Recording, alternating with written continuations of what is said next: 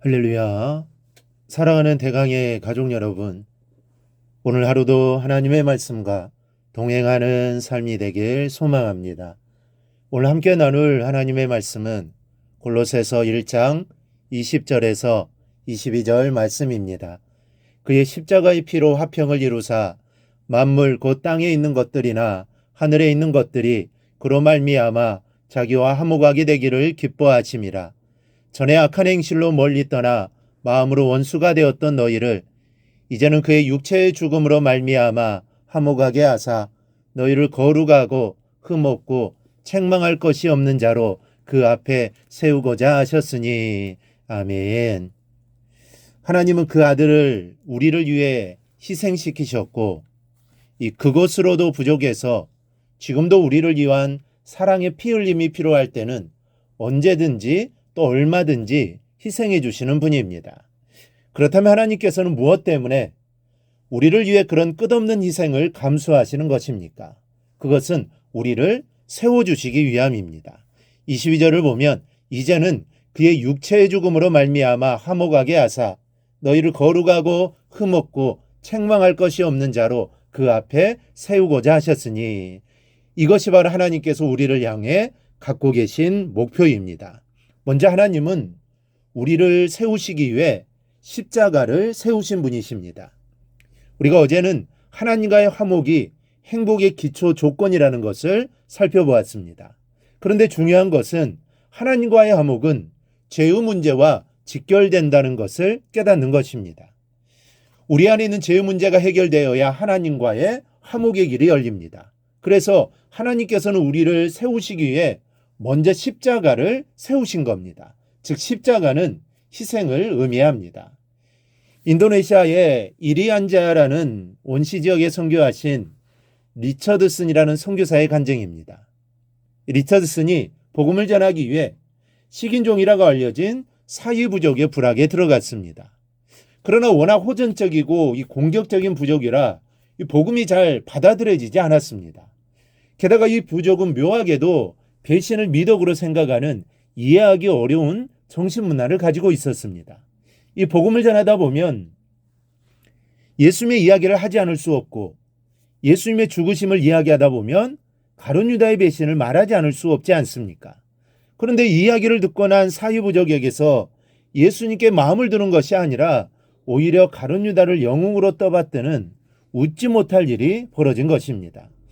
도대체 이런 사람들에게 복음을 어떻게 설명할 수 있을까 고민하던 리처드슨은 어느 날 이들의 전통의식을 바라보다가 기가 막힌 영감을 하나 얻어냅니다.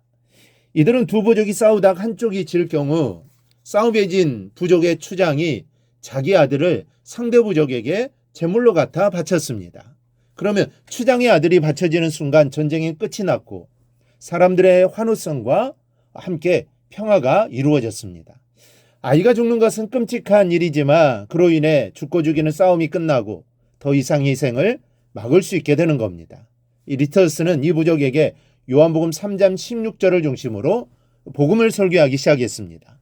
그제야 사유부족은 자신들의 전통의식처럼 하나님과 평화를 위해 이 땅에 오셔서 또 십자가에 피를 흘리고 희생되신 분이 예수님이신 것을 깨닫고 받아들이기 시작했다는 겁니다.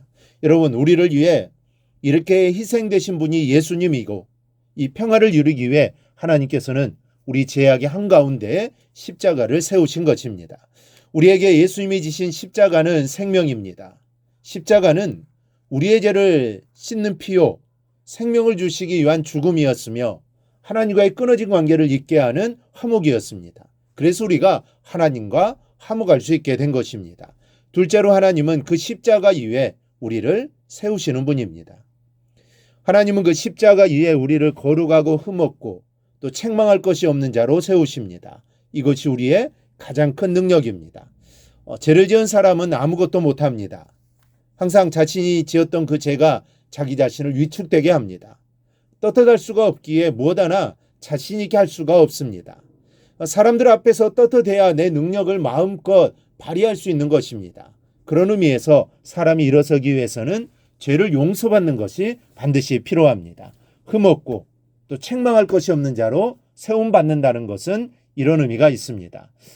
사람들 앞에서도 떳떳해야 하지만 하나님 앞에서 떳떳해진다는 것은 아주 중요합니다.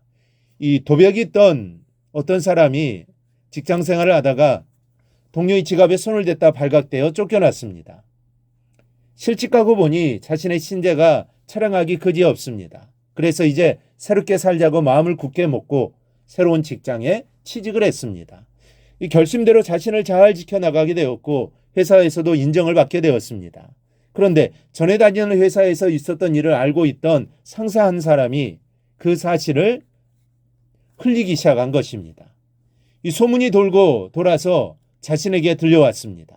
그 다음부터 이 사람은 일에 힘을 잃기 시작했습니다. 아무것도 할 수 없는 것입니다. 결국은 스스로 사직서를 내고 말았습니다. 죄와 일어서는 것과의 관계가 이런 것입니다. 내가 아무리 결단을 하고 일어서려 해도 내 안에 허물이 해결되지 않으면 일어설 수가 없는 것입니다. 사단은 계속해서 우리의 죄를 고발합니다.